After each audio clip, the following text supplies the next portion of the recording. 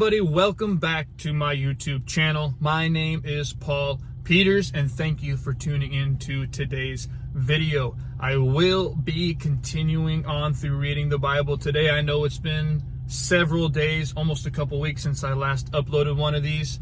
I'm still adjusting to the new dad life. It's been a little bit of a challenge to find some time to get these reading-ins and get them recorded and uploaded and all the things to get them on the YouTube channel to you guys. But I haven't forgot, and I do still plan on getting through the whole Bible. I'm starting to get back into a little bit of my normal routine. I do some personal training as a part-time job in the mornings, and so in between classes, in between clients, I'm going to start knocking out some more of these readings from my car. That way I'm not disturbing the baby sleeping at home, letting mom get some rest as well. So I am going to be getting back into a little bit of a routine, getting these Bible readings uploaded. Thank you for your patience. Thank you for hanging in there and continuing this journey with me. I know I have a lot of new subscribers, so if you are new here, at the beginning of the year, I decided I was going to read through the entire Bible in 2024 and record it and upload it so people can follow along, and also for my own accountability to make sure I do stick with it. Deviated from that slightly, but that's all right. We're back on track, and we're going to continue where we left off today. I will be reading 2 Samuel chapter 16 and 17 from the New Living Translation. I have talked enough this morning, but one last thing, make sure you do subscribe to this channel if you haven't already, and we're going to get right into reading 2 Samuel chapter 16. When David had gone a little beyond the summit of the Mount of Olives, Ziba, the servant of Mephibosheth, was waiting there for him. He had 2 donkeys loaded with 200 loaves of bread, 100 clusters of raisins, 100 bunches of summer fruit, and a wineskin full of wine. "What are these for?" the king asked Ziba. Ziba replied, "The donkeys are for the king's people to ride on, and the bread and summer fruit are for the young men to eat. The wine is for those who become exhausted in the wilderness." "And where is Mephibosheth, Saul's grandson?" the king asked him. "He stayed in Jerusalem," Ziba replied. "He said, 'Today I will get back the kingdom of my grandfather Saul.'" "In that case," the king told Ziba, "I give you everything Mephibosheth owns." "I bow before you," Ziba replied. "May I always be pleasing to you, my lord, the king." As King David came to Bahurim, a man came out of the village cursing them. It was Shimei, son of Gera, from the same clan as Saul's family. He threw stones at the king and the king's officers and all the mighty warriors who surrounded him. "Get out of here, you murderer, you scoundrel," he shouted at David. "The Lord is paying you back for all the bloodshed in Saul's clan. You stole his throne, and now the Lord has given it to your son Absalom. At last you will taste some of your own medicine, for you are a murderer." "Why should this dead dog curse my lord the king?" Abishai, son of Zeruiah, demanded. "Let me go over and cut off his head." "No," the king said. "Who asked your opinion, you sons of Zeruiah? If the Lord has told him to curse me, who are you to stop him?" Then David said to Abishai and to all his servants, "My own son is trying to kill me. Doesn't this relative of Saul have even more reason to do so? Leave him alone and let him curse, for the Lord has told him to do it. And perhaps the Lord will see that I am being wronged and will bless me because of these curses today." So David and his men continued down the road, and Shimei kept pace with them on a nearby hillside, cursing and throwing stones and dirt at David. The king and all who were with him grew weary along the way, so they rested when they reached the Jordan River. Meanwhile, Absalom and all the army of Israel arrived at Jerusalem, accompanied by Ahithophel. When David's friend Hushai the Archite arrived, he went immediately to see Absalom. "Long live the king," he exclaimed. "Long live the king." "Is this the way you treat your friend David?" Absalom asked him. "Why aren't you with him?" "I'm here because I belong to the man who was chosen by the Lord and by all the men of Israel." Hushai replied, "And anyway, why shouldn't I serve you? Just as I was your father's advisor, now I will be your advisor." Then Absalom turned to Ahithophel and asked him, "What should I do next?"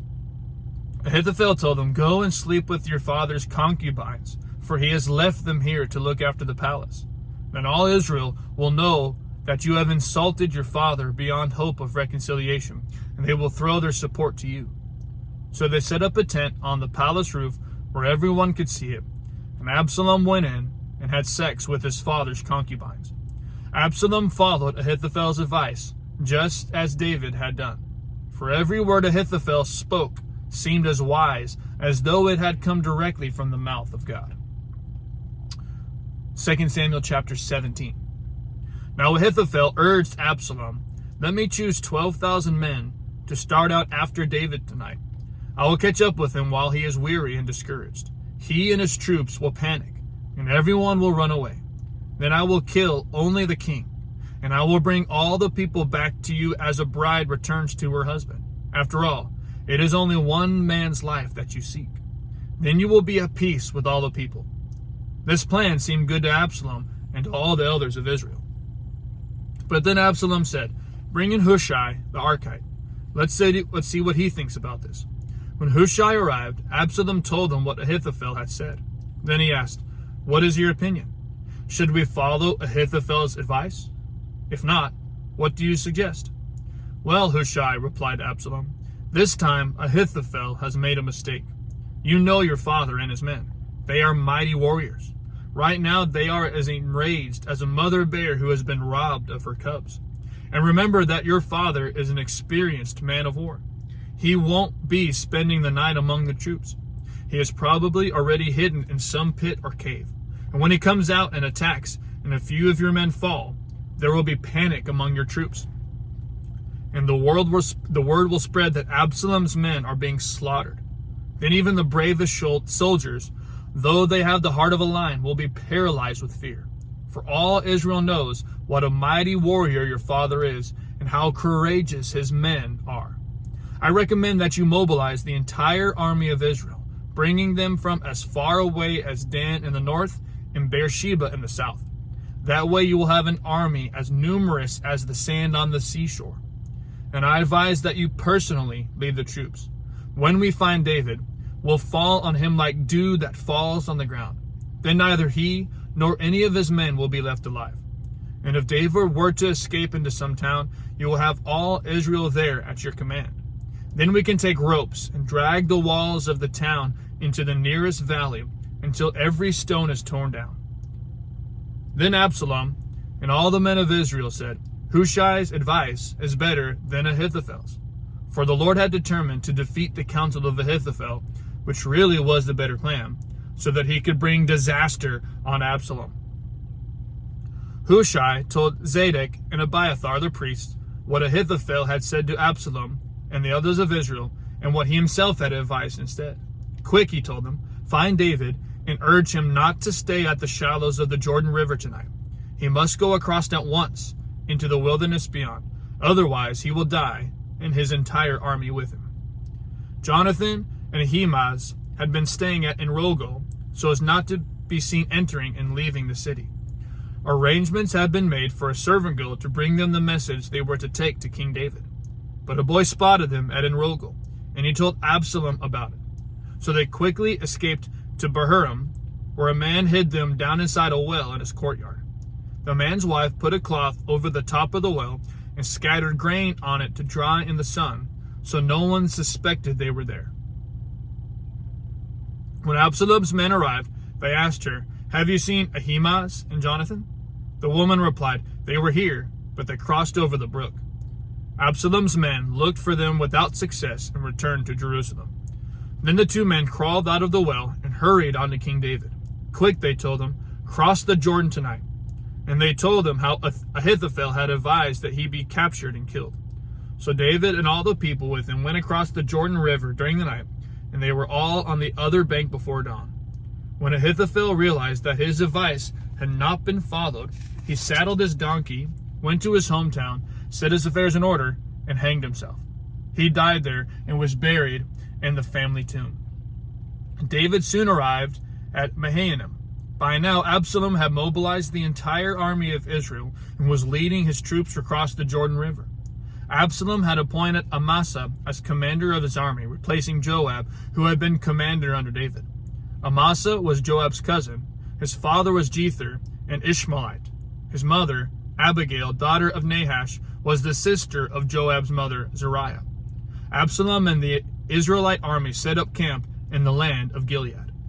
When David arrived at Mahanaim, he was warmly greeted by Shobi, son of Nahash, who came from Rabbah of the Ammonites, and by Maker, son of Amiel, from Lo-debar, and by Barzillai of Gilead from Rogelim. They brought sleeping mats, cooking pots, serving bowls, wheat and barley, flour and roasted grain, beans, lentils, honey, butter, sheep, goats, and cheese for David and those who were with him. For they said, You must all be very hungry and tired and thirsty after your long march through the wilderness. That concludes today's reading of the scriptures. Thank you so much for tuning in again and continuing to follow this journey on me. I will be starting to post these more regularly again, and we will still get through the entire Bible. Thank you again. I will see you tomorrow as we are getting close to finishing up 2 Samuel. I love you guys, and God bless.